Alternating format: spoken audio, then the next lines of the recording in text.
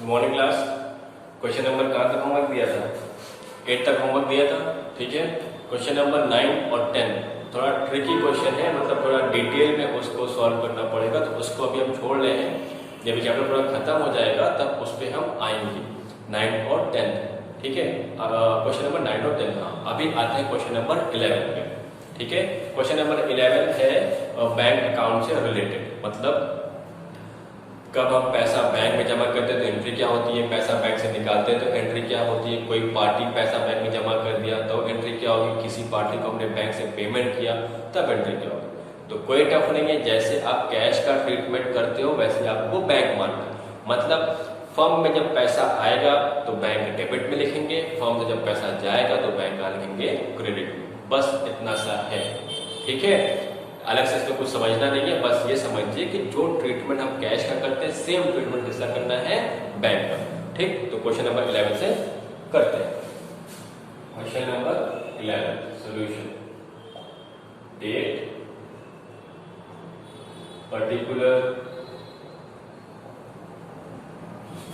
Laser folio, amount, debit, amount, credit, ठीक है।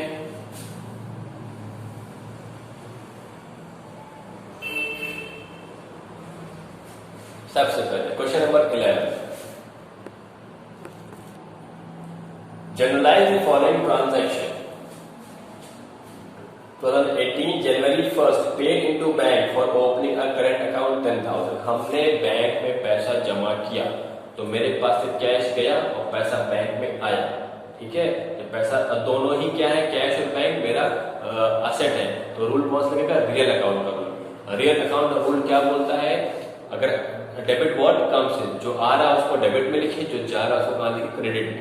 यहाँ पास क्या हुआ, हमने बैंक में पैसा जमा किया तो मेरे पास से पैसा गया, कहां लिखेंगे, क्रेडिट में, टू कैश। पैसा आया कहां पास, बैंक में, तो बैंक आएगा डेबिट में। एंट्री क्या बनी, bank account debited to cash account, ठीक है। तो डेट क्या है, 18 जनवरी 1 2018 1 Jan, bank account debited to cash account, being cash deposited into bank, ठीक है। कितना, 10,000 और 10,000। नेक्स्ट क्या है, goods sold for 50,000 and the amount was deposited into the bank. हमने गुड्स बेचा, जब हम गुड्स बेचते हैं तो एंट्री क्या होती है, cash account debited to sales, ये एंट्री होती है। अब यहाँ कैश मेरे पास ना आकर पैसा कहाँ आ रहा है, बैंक में, तो एंट्री क्या हो, जहां कैश है, देखना डेट क्या है, 3 जन। एंट्री हम क्या करते हैं, अगर हमने गुड्स बेचा है कैश पे तो एंट्री क्या करते हैं, cash account debited to sales account, ये एंट्री करते हैं, ठीक है। लेकिन यहाँ पैसा मेरे पास कैश पे ना के किस पे, बैंक पे आ रहा है, तो कैश हम हटाकर क्या लिख देंगे, बैंक लिख देंगे, ठीक है। सिंपल सा है, कैश का बैंक आ गया तो bank account debited to sales account, being good sold and amount receive through bank, bank के थ्रू पैसा मिल गया, ठीक है। कितना अमाउंट है, 20,000।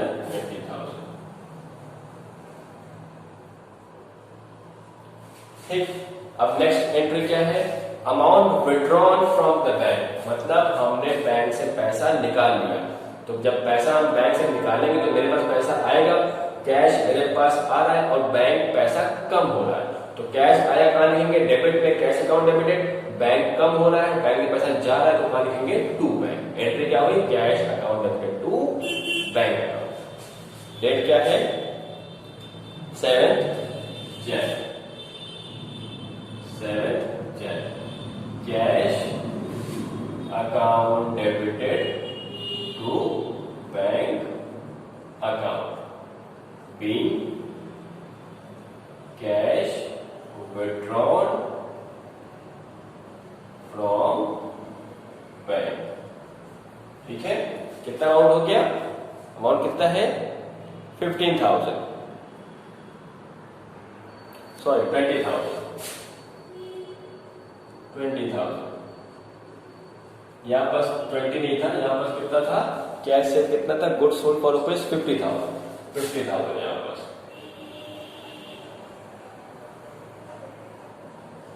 ठीक है, अब नेक्स्ट क्या है? Goods sold for cash. Simple सा है, जो गुड्स सोल्ड फॉर कैश है ना। अब हमने यहाँ कैश में गुड्स बेचा, तो एंट्री क्या होगी? Cash account debited to sales account. अगर पैसा बैंक में था तो एंट्री क्या होती? Bank account debited to sales account. लेकिन यहाँ पास क्या है?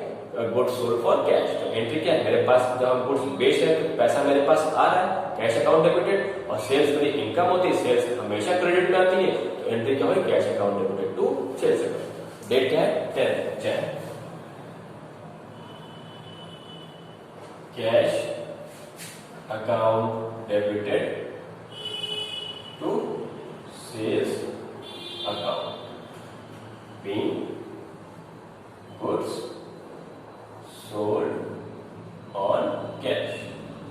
कितने का है? 15,000 है, 15,000। Next entry, amount deposited into bank. हम पैसा बैंक में डिपॉजिट कर रहे हैं, तो पैसा बैंक में आ रहा है और कैश जा रहा है। एंट्री क्या? Bank to cash. ठीक है, बैंक में आ रहा है तो बैंक का डेबिट आ जाएगा, और पैसा मेरे पास से जा रहा है तो कैश क्रेडिट में हो गया। एंट्री क्या होगी? Bank account debited to cash account. Date क्या है? 12। Bank account debited to cash account being cash deposited into bank. ठीक है, कितना अमाउंट है? 12,000 है, 12,000।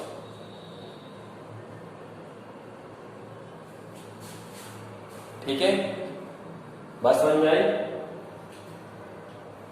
अब लास्ट एंट्री क्या है? Goods purchase and payment made by cheque. ऊपर करते हैं, ये कॉपी हो गया, यहां तक कॉपी करना।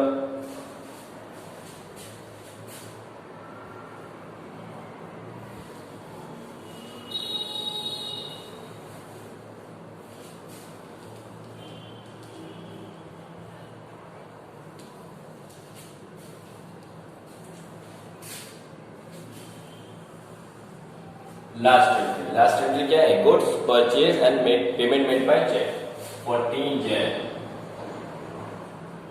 हमने गुड्स परचेज किया। गुड्स परचेज करते हैं हमेशा डेबिट में आता है।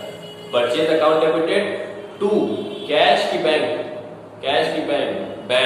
क्यों? पेमेंट हम चेक से कर रहे हैं। एंट्री क्या होगी? Purchase account debited to bank account. Purchase account debited to bank account being goods purchase and payment made through bank. कितना? 25,000।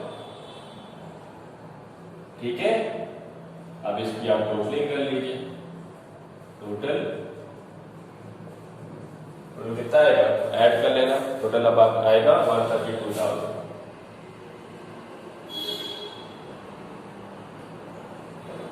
ठीक है, तो ये है आपका क्वेश्चन नंबर 11। ठीक, कॉपी करिए इसको। ठीक है, ये क्वेश्चन नंबर 10 हो गया था। अब क्वेश्चन नंबर 11 कराने से पहले एक एंट्री होगी, ओपनिंग एंट्री जो मतलब जो असेट और लायबिलिटी मेरी होती है उसकी हमें एक एंट्री डालनी होती है। आप लोग को ये बात पता है कि असेट और लायबिलिटी हमेशा बराबर होती है। Asset is always equal to the total of liabilities and capital. ठीक है, तो उसी के बेस से हमें क्या करना है? एंट्री करना है। तो एंट्री कैसे होगी देखना इधर, असेट का बैलेंस डेबिट में होता है तो आप लिखिए sundry asset account debited to sundry liability account to capital account. ठीक है, ये हमेशा असेट जो होता है ये हमेशा लाइबिलिटी प्लस कैपिटल के बराबर होता है, हमेशा बराबर होता है। तभी तो आपने वर्ड सुना है, बैलेंस शीट का नाम सुना है। बैलेंस शीट का मतलब उसका नाम क्या, बैलेंस शीट, एक ऐसी शीट जो बैलेंस होती है, बराबर होती है।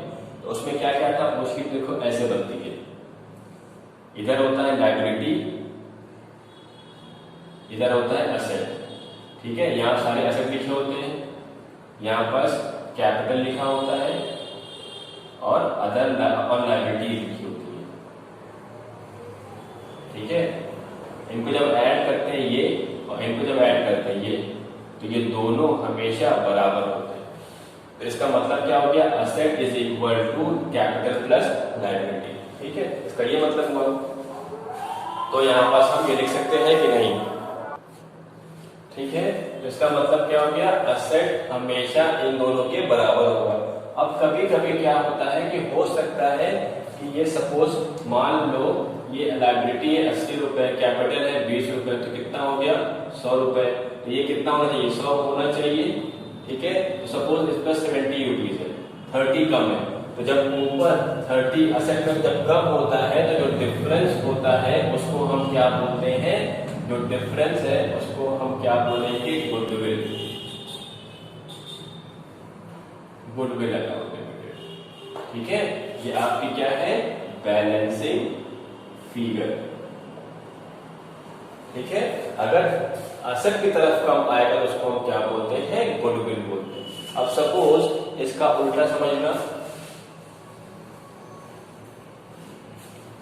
सपोज ऊपर है 170, ठीक है, ऊपर 170, नीचे कितना है 100 है, तो नीचे कम है ना, लायबिलिटी साइड कम है, कितना कम है 70 से कम है।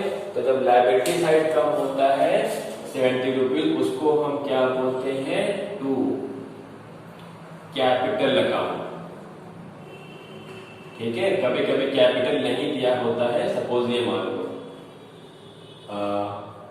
सपोज ये, ठीक है, असेट में कितना है 170, लायबिलिटी में कितना है 80 रुपीज, तो कितना कम है 110 है, उसको हम क्या मानते हैं, कैपिटल मान लेते हैं।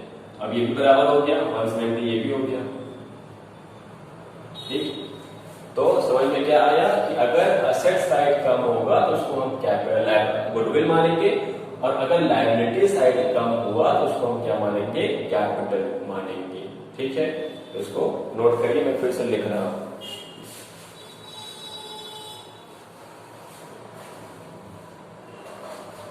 Opening entry,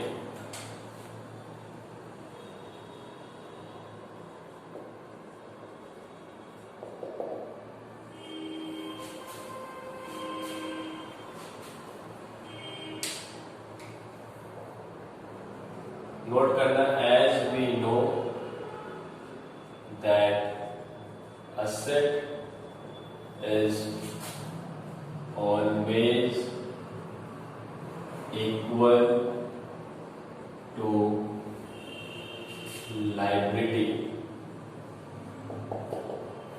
Therefore, if any amount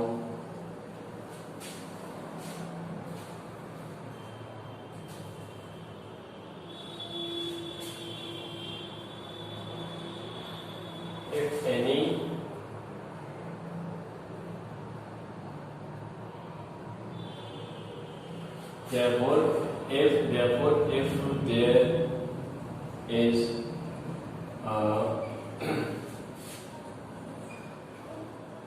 reduction in the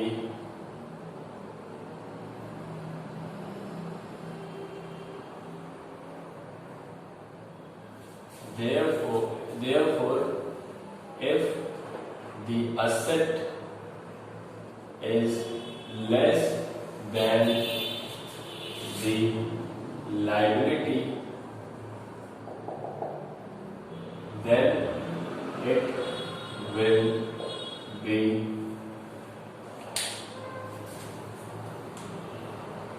goodwill as balancing figure, and if liability is less than asset, then it will be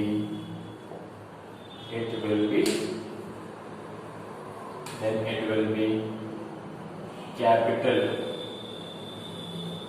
as balancing figure। ठीक है, एंट्री क्या होगी? अब एंट्री देख लो। एंट्री सन्ड्री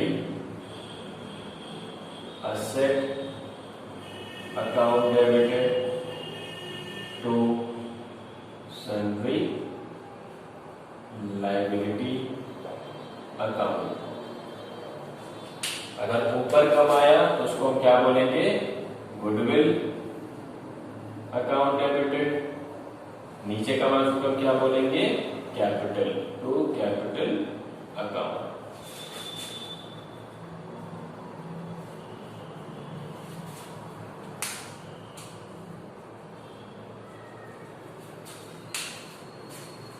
ये दोनों क्या है? ये दोनों क्या है?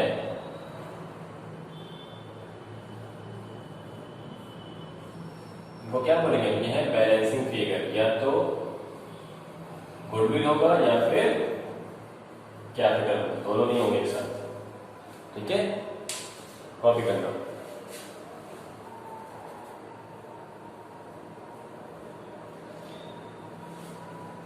इसको कॉपी करना और क्वेश्चन नंबर इसी बेस क्वेश्चन नंबर कौन सा है? 12A है।